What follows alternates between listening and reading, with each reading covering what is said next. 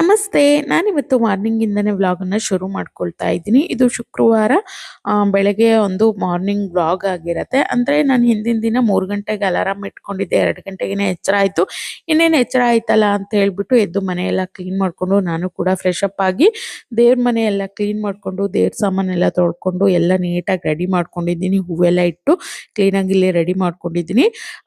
ಈಗ ಟೈಮ್ ಬಂದ್ಬಿಟ್ಟು ಹತ್ತತ್ರ 4:15 ಆಗಿದೆ ಅನ್ಸತ್ತೆ. ನಾನು ಪೂಜೆ ಮಾಡ್ಕೊಳ್ಳೋ ಅಷ್ಟರಲ್ಲಿ 4:15 ಆಗಿತ್ತು. ಅಂದ್ರೆ ಎಲ್ಲ ಇದನ್ನೆಲ್ಲ ರೆಡಿ ಮಾಡ್ಕೊಳ್ಳೋ ಅಷ್ಟರಲ್ಲಿ ನೋಡಿ 4:15 ಆಗಿತ್ತು. ಇನ್ನ ಬ್ರಾಹ್ಮಿ ಮುಹೂರ್ತದಲ್ಲಿ ಇವತ್ತು ನಾನು ಉಪ್ಪಿನ ದೀಪನ ಹಚ್ಚಬೇಕು ಅಂದ್ಬಿಟ್ಟು, ಜೊತೆಗೆ ಶುಕ್ರವಾರ ಆಷಾಢ ಶುಕ್ರವಾರ ಅಲ್ಲ, ಹಂಗಾಗಿ ಪೂಜೆ ಕೂಡ ಬೇಗನೆ ಮಾಡ್ಕೊಳ್ಳೋಣ ಅಂತ ಹೇಳಿ ಎದ್ದಿದ್ದೀನಿ. ಬೆಳಗ್ಗೆ ನಾವು ಎಷ್ಟು ಬೇಗ ಎದ್ದೇಳ್ತೀವೋ ಅಷ್ಟು ಬೇಗ ಕೆಲಸ ಅನ್ನೋವಂಥದ್ದು ಮುಗಿಯುತ್ತೆ. ಅದರಲ್ಲೂ ಈ ರೀತಿ ಪೂಜೆ ಎಲ್ಲ ಬ್ರಾಹ್ಮಿ ಮುಹೂರ್ತದಲ್ಲೇ ಮಾಡಿಕೊಂಡ್ರೆ ತುಂಬ ಒಳ್ಳೇದಲ್ವಾ. ಹಾಗಾಗಿ ಸ್ವಲ್ಪ ಬೇಗನೆ ಎದ್ದಿದ್ದೀನಿ ಅಂತಲೇ ಹೇಳ್ಬೋದು. ಇನ್ನೆಲ್ಲ ಮಾಡ್ಕೊಳ್ಳೋಷ್ಟರಲ್ಲಿ ಇಷ್ಟೊತ್ತಾಯಿತು. ಎಲ್ಲನೂ ರೆಡಿ ಮಾಡಿಕೊಂಡು ಇನ್ನು ಇಲ್ಲಿ ದೀಪ ಕೂಡ ಅಂಟಿಸ್ಕೊಳ್ತಾ ಇದ್ದೀನಿ. ಉಪ್ಪಿನ ದೀಪನ 3 ವಾರ ಹಚ್ಬೋದು, 5 ವಾರ ಹಚ್ಬೋದು, ನೋಡೋಣ. ನಾನು 5 ವಾರ ಅಂತ ಅಂದ್ಕೊಂಡಿದ್ದೀನಿ. ನೋಡೋಣ, ಸಾಧ್ಯ ಆಯಿತು ಅಂದರೆ 5 ವಾರ, ಇಲ್ಲಾಂದರೆ 3 ವಾರ ಮಾಡ್ಕೊಳ್ತೀನಿ.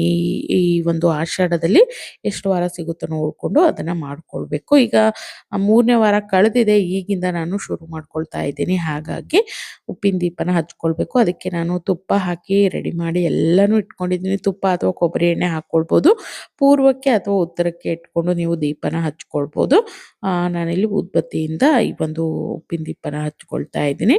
ತುಂಬ ಶ್ರೇಷ್ಠವಾದದ್ದು ಅದು, ಆಷಾಢದಲ್ಲಿ ಹಚ್ಕೊಂಡ್ರೆ ಅಂತಾರೆ. ಹಾಗಾಗಿ ನಿಮಗೆ ಏನು ಬೇಕು, ನಿಮ್ಮ ಸಂಕಲ್ಪ ಏನಿರುತ್ತೆ ಅದನ್ನು ಕೇಳಿಕೊಂಡು ನೀವು ದೀಪನ ಅಂಟಿಸ್ಕೊಳ್ಬೋದು. ನನಗಂತೂ ತುಂಬ ಒಂಥರ ಸಮಾಧಾನ ಅನಿಸುತ್ತೆ. ಅದರಲ್ಲೂ ಇಷ್ಟೊತ್ತಿಗೆ ಬೇಗನೆ ಎದ್ಬಿಟ್ಟು, ಇನ್ನು ಯಾರೂ ಎದ್ದಿರೋದಿಲ್ಲ, ಗಲಾಟೆ ಇರೋದಿಲ್ಲ, ತುಂಬ ಸೈಲೆಂಟ್ ಇರುತ್ತೆ. ಈ ಸಮಯದಲ್ಲಿ ಪೂಜೆ ಮಾಡ್ಕೊಂಬಿಟ್ರಂತೂ ಮನಸ್ಸಿಗೆ ತುಂಬ ನೆಮ್ಮದಿ ಅನಿಸುತ್ತೆ ಅಂತಲೇ ಹೇಳ್ಬೋದು. ಏನೋ ಒಂಥರ ಸೌಂಡ್ ಇರೋದಿಲ್ಲ, ನಿಶಬ್ದವಾಗಿರುತ್ತೆ. ನಮ್ಮ ಮನಸ್ಸಲ್ಲಿ ಏನಿರುತ್ತೆ ಎಲ್ಲವನ್ನ ಆರಾಮಾಗಿ ಹೇಳ್ಕೊಳ್ಬೋದು. ಜೊತೆಗೆ ಆ ಒಂದು ಬ್ರಾಹ್ಮಿ ಮುಹೂರ್ತ ಅನ್ನೋಂಥದ್ದು 3:30 ಇಂದ 5:30 ಒಳಗಡೆ ಏನಿರುತ್ತೆ ಅದು ತುಂಬ ಶ್ರೇಷ್ಠವಾದದ್ದು ಪೂಜೆ ಮಾಡ್ಕೊಳ್ಳೋದಕ್ಕೆ. ಹಾಗಾಗಿ ಮಕ್ಕಳು ಕೂಡ ಎದ್ದಿರಲಿಲ್ಲ, ಎಲ್ಲರೂ ಮಲಗಿದ್ರು. ನಾನು ಇಡೀ ಮನೆಯೆಲ್ಲ ಕ್ಲೀನ್ ಮಾಡಿಕೊಂಡು ಆರಾಮಾಗಿ ನೆಮ್ಮದಿಯಾಗಿ ದೇವ್ರ ಮನೆ ಎಲ್ಲ ನೀಟಾಗಿ ಕ್ಲೀನ್ ಮಾಡಿಕೊಂಡು ಎಲ್ಲ ಒರೆಸ್ಕೊಂಡು ದೇವ್ರ ಸಾಮಾನೆಲ್ಲ ಕ್ಲೀನಾಗಿ ತೊಳ್ಕೊಂಡು ಒಂದೊಂದನ್ನೇ ತಂದು ನೀಟಾಗಿಟ್ಟು ಹೂವೆಲ್ಲ ಇಟ್ಕೊಂಡು, ಹಿಂದಿನ ದಿನವೇ ನಾನು ಹೂಗಳು ಮತ್ತು ಬಾಳೆಹಣ್ಣು ಏನು ಬೇಕು, ಉಪ್ಪು ಎಲ್ಲನೂ ತರಿಸ್ಕೊಂಡಿದ್ದೆ. ಹಾಗಾಗಿ ಬೆಳಗ್ಗೆನೇ ಆರಾಮಾಗಿ ನೆಮ್ಮದಿಯಾಗಿ ಇಲ್ಲಿ ಪೂಜೆನ ಮಾಡ್ಕೊಳ್ತಾ ಇದ್ದೀನಿ. ಕೆಲವೊಮ್ಮೆ ಏನಾಗ್ತಿತ್ತು ಅಂದರೆ, ನಾನು ಬೆಳಗ್ಗೆ ಪೂಜೆ ಮಾಡ್ಕೊಳ್ಳೋ ಅಂಥ ಸಮಯದಲ್ಲಿ ಒಂದು ಬಾಳೆಹಣ್ಣು ಮರ್ತೋಗ್ತಿದ್ದೆ ಅಥವಾ ಎಲೆ ಮರ್ತೋಗ್ತಾ ಇದ್ದೆ. ಹೂವು ಏನಾದರೂ ಕೆಲವೊಮ್ಮೆ ಅಂದ್ಕೊಂಡು ಮಲ್ಕೊಳ್ತಾ ಇದ್ದೆ, ಆದರೆ ಹೂ ತರಿಸ್ತಾ ಇರಲಿಲ್ಲ. ಇನ್ನು ಉಪ್ಪಿನ ದೀಪ ಈ ರೀತಿ ಎಲ್ಲ ಹಚ್ಕೊಳ್ಳೋಂಥ ಸಮಯದಲ್ಲಿ ಕೆಲವೊಮ್ಮೆ ಉಪ್ಪು ತರಿಸ್ಕೊಳ್ತಾ ಇರಲಿಲ್ಲ, ಅಥವಾ ತುಪ್ಪ ಖಾಲಿ ಆಗ್ತಾಯಿತ್ತು. ಏನೋ ಒಂದು ಆಗ್ತಾನೆ ಇತ್ತು. 2 ವಾರ 3 ವಾರದಲ್ಲಿ ಹಾಗೇನೆ ಆಗಿರೋವಂಥದ್ದು. ಹಾಗಾಗಿ ಬಿಟ್ಬಿಟ್ಟಿದ್ದೆ. ಇವತ್ತು ಎಲ್ಲ ನೆನಪು ಮಾಡಿಕೊಂಡು ಹಿಂದಿನ ದಿನ ಒಂದೂ ಮರೀದೆ ಎಲ್ಲ ತರಿಸ್ಕೊಂಡು ಇಲ್ಲಿ ಪೂಜೆನ ಶುರು ಮಾಡ್ಕೊಂಡಿದ್ದೀನಿ. ನೋಡೋಣ, 3 ವಾರ ಆಯಿತು ಅಂದರೆ 3 ವಾರ, ಇಲ್ಲ 5 ವಾರ ಸಂಕಲ್ಪ ಮಾಡ್ಕೊಳ್ಬೇಕು ಅಂತ ಅಂದ್ಕೊಂಡಿದ್ದೀನಿ. ಅದನ್ನು ಕೂಡ ನಿಮ್ಮ ಜೊತೆ ಶೇರ್ ಮಾಡ್ಕೊಳ್ತೀನಿ. ಇನ್ನು ದೀಪ ಎಲ್ಲ ಹಚ್ಕೊಂಡಿದ್ದಾಯಿತು. ಇನ್ನು ಹೊರಗಡೆ ಹೊಸ್ಲಿಗೆ ತುಳಸಿ ಗಿಡದ ಹತ್ರ ಎಲ್ಲ ಪೂಜೆ ಮಾಡ್ಕೊಂಡು ಬಂದೆ. ಮಂಗಳಾರತಿ ಎಲ್ಲ ಕಂಪ್ಲೀಟ್ ಆಯಿತು. ಎಲ್ಲ ಮುಗಿಯೋಷ್ಟರಲ್ಲಿ ನೋಡಿ ನಾನಿಲ್ಲಿ ತೋರಿಸ್ತಾ ಇದ್ದೀನಿ 5 ಗಂಟೆಗೆ ಇನ್ನು 5 ನಿಮಿಷ ಇದೆ. ಇಷ್ಟರಲ್ಲೇ ನನ್ನ ಪೂಜೆ ಕಂಪ್ಲೀಟ್ ಆಯಿತು ಅಂತಲೇ ಹೇಳ್ಬೋದು. ನೋಡ್ಬೋದು, ಹೊರಗಡೆ ದೀಪ ಕೂಡ ಹಚ್ಕೊಂಡಿದ್ದೀನಿ. ಸಿಕ್ಕಾಪಟ್ಟೆ ಕತ್ಲಿದೆ ಅಂತಲೇ ಹೇಳ್ಬೋದು. ಇನ್ನು ಬೆಳಕು ಕೂಡ ಹರಿದಿರಲಿಲ್ಲ. ಅಂದರೆ 5:30 5:45 ಮೇಲ್ಗಡೆ ಅಲ್ವಾ ಬೆಳಕರಿಯೋದು, ಆದರೂ ಕೂಡ ಬೆಳಕರಿದಿರಲಿಲ್ಲ. ನಂದು ಕಂಪ್ಲೀಟಾಗಿ ಎಲ್ಲ ಪೂಜೆ ಎಲ್ಲ ಮುಗಿಸ್ಕೊಂಡು ಹೊರಗಡೆ ಬಂದಿದ್ದೆ. ನೋಡಿ, ಹೊರಗಡೆ ತೋರಿಸ್ತಾ ಇದ್ದೀನಿ. ನಮ್ಮನೆ ಹತ್ರ ಒಂದಷ್ಟು ಹೂ ಬಿಟ್ಟಿದೆ. ಎಷ್ಟು ಕಣಗಿಲೆ ಹೂವು ಅದು, ತುಂಬ ಚೆನ್ನಾಗಿದೆ. ನೋಡಿ, ಲೈಟೆಲ್ಲ ಆಫ್ ಮಾಡಿದ್ಮೇಲೆ ದೀಪ ಈ ರೀತಿಯಾಗಿ ಕಾಣ್ತಾ ಇದೆ. ಸ್ವಲ್ಪ ಹಾಗೇನೆ ಈಗ ಬೆಳಕು ಹರಿಲಿಕ್ಕೆ ಶುರುವಾಗಿದೆ. ಈ ರೀತಿಯಾಗಿ ತುಳಸಿ ಗಿಡ ಆಗಿರ್ಬೋದು, ಮತ್ತು ನಮ್ಮ ಒಂದು ರಂಗೋಲಿ ಈ ರೀತಿಯಾಗಿ ಕಾಣ್ತಾ ಇದೆ. ನೋಡ್ಬೋದು, ಬೆಳಗ್ಗೆ 2 ಗಂಟೆಗೆ ಎದ್ದಿರೋದ್ರಿಂದ ಕಣ್ಣೆಲ್ಲ ಉರಿತಾ ಇದೆ. ಈಗ ಉರಿ ಬರ್ತಾ ಇದೆ, ಅಂದರೆ ತಲೆ ಸ್ನಾನ ಮಾಡಿದ್ದೀನಲ್ಲ, ಹಾಗಾಗಿ ಸ್ವಲ್ಪ ಕೆಂಪು ಕೂಡ ಆಗಿದೆ. ಈಗ ಉರಿ ಆಗ್ತಾ ಇದೆ. ಇನ್ನೇನಿಲ್ಲ, ತಿಂಡಿ ಎಲ್ಲ ಮಾಡ್ಕೊಳ್ಬೇಕು. ತಿಂಡಿ ಅಡುಗೆ ಎಲ್ಲ ಆಗ್ಬೇಕಿನ್ನ. ಬನ್ನಿ ಒಂದು ಲೋಟ ಕಾಫಿ ಕುಡಿದ್ಬಿಟ್ಟು ಮತ್ತೆ ಏನು ಡೈಲಿ ಅಡುಗೆ ಮನೆಯಲ್ಲಿ ಏನು ರೊಟೀನ್ ಇರುತ್ತೋ ಅದನ್ನು ಶುರು ಮಾಡ್ಕೊಳ್ಬೇಕು ಅಷ್ಟೇನೆ. ಇನ್ನು ತಿಂಡಿಗೆಲ್ಲ ಇಲ್ಲಿ ರೆಡಿ ಮಾಡ್ಕೊಂಡಿದ್ದೀನಿ ನಾನು ಕೂಡ. ಇವತ್ತು ಪಲಾವ್ ಮಾಡೋಣ ಅಂಥೇಳಿ ಪಲಾವಿಗೆ ತರಕಾರಿ ಎಲ್ಲ ರೆಡಿ ಮಾಡ್ಕೊಂಡಿದ್ದೀನಿ. ಕೊತ್ತಂಬರಿ ಸೊಪ್ಪು ಮತ್ತು ಪುದೀನ ಏನು ಬೇಕು ಎಲ್ಲನೂ ಇಲ್ಲಿ ನೆನೆ ಹಾಕ್ಬಿಟ್ಟು, ನಾನು ಕೂಡ ಸೀರೆ ಎಲ್ಲ ಹಾಕ್ಕೊಂಡು ಅಷ್ಟು ಕಂಫರ್ಟಬಲ್ ಆಗೋದಿಲ್ಲ ಅಡುಗೆ ಮಾಡಲಿಕ್ಕೆ, ಸರಿ ಹೋಗೋದಿಲ್ಲ ಅಂದ್ಬಿಟ್ಟು ಬಿಚ್ಚಿಬಿಟ್ಟು ಡ್ರೆಸ್ ಹಾಕ್ಕೊಂಡು ಬಂದಿದ್ದೀನಿ. ಇನ್ನು ಸಾಂಬಾರು ಕೂಡ ಬೆಳಗ್ಗೆನೇ ಎಲ್ಲ ಮಾಡ್ಕೊಂಬಿಡೋಣ ಅಂದ್ಬಿಟ್ಟು ಸಾಂಬಾರಿಗೂ ಕೂಡ ಬೇಳೆನ ನೆನೆಸಿಟ್ಕೊಂಡಿದ್ದೀನಿ. ಅದ್ರ ಜೊತೆಗೇನೆ ಮಕ್ಕಳು ಟಿಫಿನ್ಗೆ ಅಂದರೆ ಲಂಚ್ ಬಾಕ್ಸಿಗೆ ಏನು ಬೇಕು ಪಲಾವ್ ಕೂಡ ಇಲ್ಲೇ ರೆಡಿ ಮಾಡ್ಕೊಳ್ತಾ ಇದ್ದೀನಿ. ಸಾಮಾನ್ಯ ಪಲಾವ್ ಎಲ್ಲರೂ ಮಾಡ್ತಾ ಇರ್ತಾರೆ.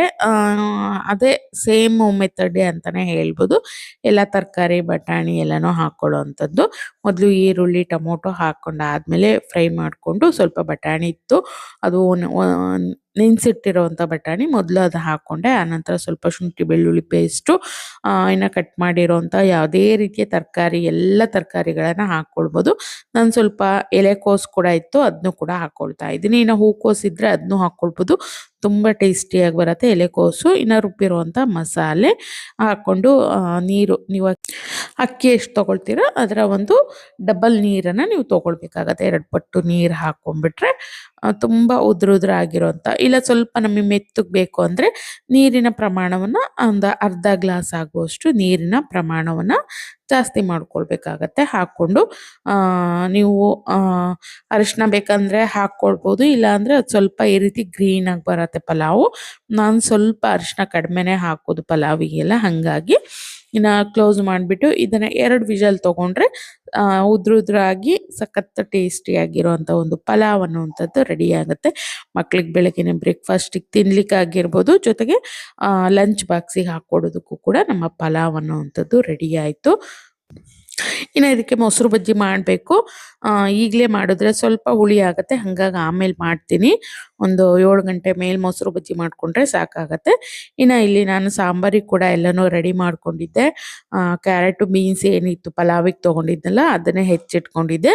ಅದರದ್ದೇ ಸಾಂಬಾರು ಕೂಡ ಮಾಡಿಬಿಡೋಣ ಅಂಥೇಳಿ ಇಲ್ಲಿ ಸಾಂಬಾರಿಗೆ ಕೂಡ ರೆಡಿ ಮಾಡ್ಕೊಂಡಿದ್ದೀನಿ. ಅದರದ್ದು ಒಗ್ಗರಣೆ ಹಾಕ್ಕೊಂಡಿದ್ದಾಯಿತು. ಇನ್ನು ನಾನು ಸುಮಾರು ಸತಿ ಹೇಳಿದ್ದೀನಿ, ಸಾಂಬಾರಿಗೆ ನಾನು ರುಬ್ಬಿದ ಅಂತ ಮಸಾಲೆ ಹಾಕ್ಬಿಟ್ಟೇ ಮಾಡೋದು. ಕೆಲವೊಬ್ರು ಹಾಗೆ ಪೌಡ್ರ್ ಹಾಕ್ತಾರೆ, ನಾನು ತುಂಬ ಕಡಿಮೆ, ಯಾಕಂದರೆ ಮಕ್ಕಳಿಗೆ ಆ ರೀತಿ ಸಾಂಬಾರು ಇಷ್ಟ ಆಗೋದಿಲ್ಲ, ಸ್ವಲ್ಪ ಗಟ್ಟಿಯಾಗಿದ್ರೇ ಇಷ್ಟ ಆಗುತ್ತೆ. ಹಾಗಾಗಿ ನಾನು ರುಬ್ಬಿರೋ ಅಂಥ ಮಸಾಲೆ ಹಾಕ್ಬಿಟ್ಟೆ ಸಾಂಬಾರು ಮಾಡೋ ಅಂಥದ್ದು. ಇಲ್ಲಿ ಬೆಳಗ್ಗೆನೆ ಬ್ರೇಕ್ಫಾಸ್ಟು ಮತ್ತು ಮಧ್ಯಾಹ್ನಕ್ಕೆ ಸಾಂಬಾರು ಕೂಡ ರೆಡಿ ಮಾಡ್ಕೊಂಡಿದ್ದಾಯಿತು.